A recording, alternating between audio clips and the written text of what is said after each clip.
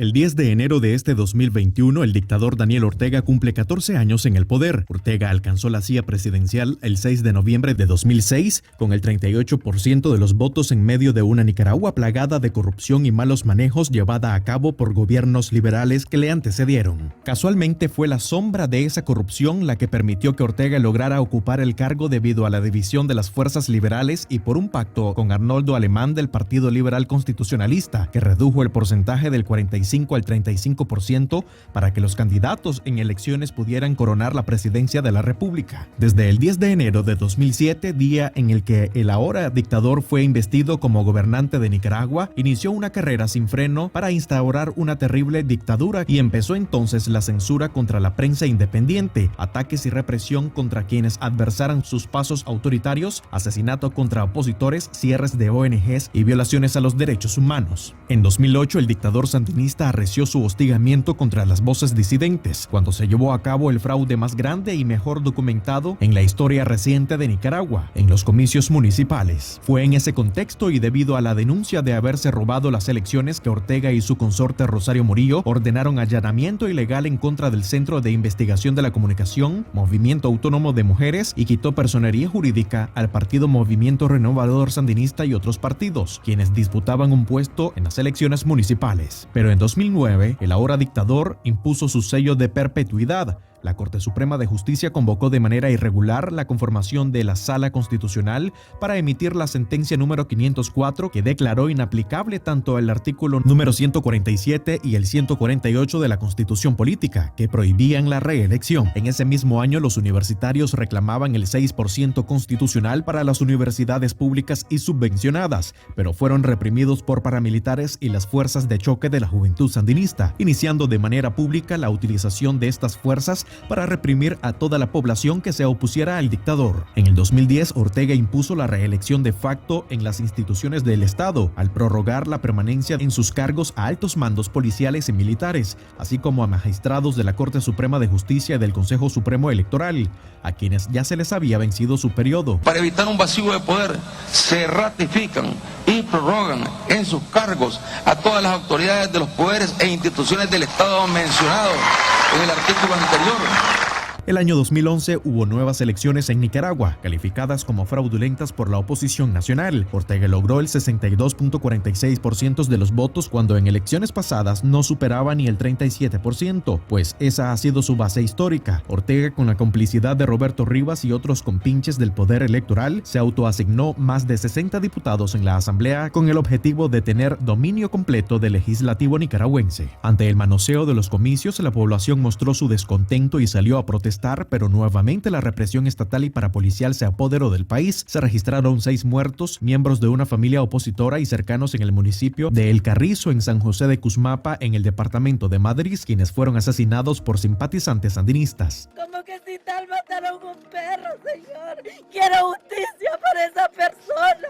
Justicia, Padre, Señor de los cielos. En enero de 2012, Ortega asume su segundo periodo consecutivo en la presidencia de Nicaragua. Las protestas permanecían en el país y a estas se sumaron miembros retirados del ejército de Nicaragua, quienes también recibieron represión. En 2013, el dictador no solo reprime a los opositores, también lo hizo con ancianos que reclamaban pensiones reducidas para aquellos que no lograron cotizar las 750 semanas que exige la ley de seguridad social para poder recibir jubilación. Daniel Ortega mandó a sus turbas junto a la juventud sandinista, quienes golpearon, patearon y reprimieron y hasta se robaron vehículos de jóvenes que protestaban junto a los ancianos. En este contexto, de hecho, el hashtag OcupaINS quedó inscrito en la historia como el movimiento solidario con los adultos mayores. En 2014 reformó la Constitución Política de Nicaragua para dejar abierta la reelección indefinida. Además, ese año el régimen sandinista inició a reprimir a los campesinos de Nicaragua, quienes exigían la derogación de la Ley 840,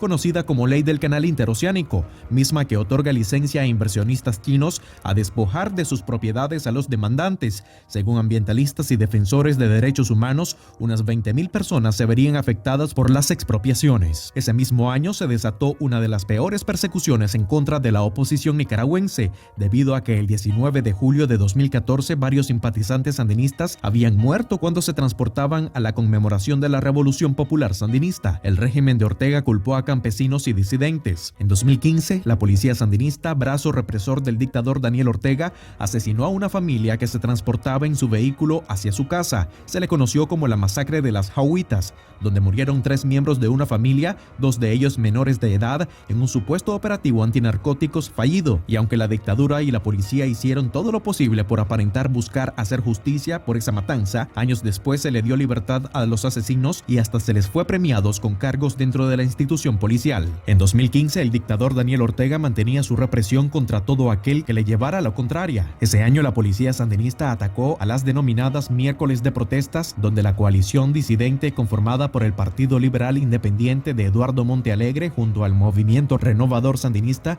exigían elecciones libres y transparentes. Durante esas protestas, que se realizaban todos los miércoles, un pistolero bajo el amparo de la policía sandinista abrió fuego en contra de los manifestantes. El 30 de julio de 2015, Ortega dio un golpe de estado contra el Parlamento al despojar a la oposición de sus escaños parlamentarios e impuso un régimen de partido único. Más tarde, a través de una orden judicial, Ortega excluyó a la oposición de participar en las elecciones generales de noviembre, al entregar el Partido Liberal Independiente PLI, que manejaba Eduardo Montealegre, a un tristemente célebre ciudadano de nombre Pedro Reyes. En el 2016 nuevamente se realizan elecciones presidenciales en Nicaragua. Daniel Ortega nuevamente y por tercer periodo consecutivo se mantiene en la presidencia, pero por medio de unos comicios en los que se abstuvo de participar más del 70% de la población apta para votar, que no confió en los comicios. Ortega salió con el rostro más destemplado que de victoria a hablar de las opacas elecciones generales cuando decidió imponer a su mujer, la vocera del régimen sandinista Rosario Murillo, como vicepresidenta, reforzando así su visión monárquica sobre el país. La pírrica victoria y cuestionamientos sobre los resultados llevaron a Ortega a buscar un reconocimiento internacional y en marzo de 2017 firmó un memorando de entendimiento con Luis Almagro, secretario general de la OEA, el cual tendría un periodo de 3 años de duración y suponía una apertura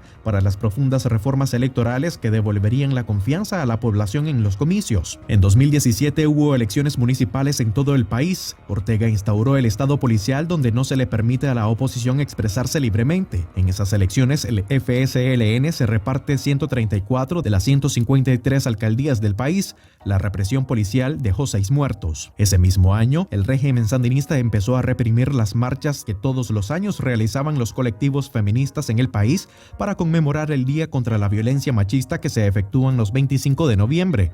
Asimismo, Ortega prohibió las marchas campesinas que para el 2016 seguían exigiendo la derogación de la ley del canal interoceánico. En abril de 2018, Ortega enfrenta su peor crisis social y política de sus 3 periodos dictatoriales. El 18 de abril de 2018 iniciaron las protestas contra las reformas a la Ley de Seguridad Social que pretendía despojar a los ancianos jubilados del 5% de su pensión para aportar a la recuperación de las finanzas del Instituto Nicaragüense de Seguridad Social.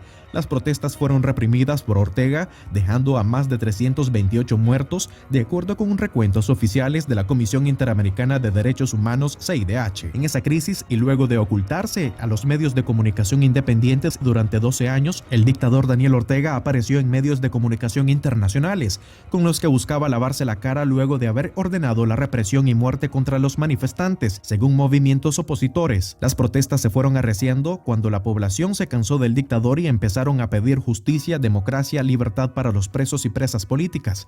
En 2019, el tirano sandinista arreció su represión y empezó a encarcelar a más opositores e instaurar el estado de terror. Impuso la permanencia de la policía sandinista en todas las plazas y rotondas públicas del país para evitar que la población protestara. El 2020 fue una continuidad del estado policial y de terror, con la represión en contra de manifestantes opositores, pero también contra excarcelados políticos quienes fueron indultados debido a una polémica aprobación de la ley de amnistía en Nicaragua que sirvió de pretexto a Ortega para excarcelar a los reos de conciencia detenidos sin justificación, pero sobre todo para perdonarse él, su esposa, los mandos policiales, militares y los paramilitares que asesinaron, reprimieron y torturaron a opositores en las calles. El 10 de enero de este 2021, el dictador sandinista cumple 14 años frente al poder ejecutivo en medio de una crisis sociopolítica y económica que también ha provocado el exilio de más de 100,000 nicaragüenses, según un informe de la CIDH.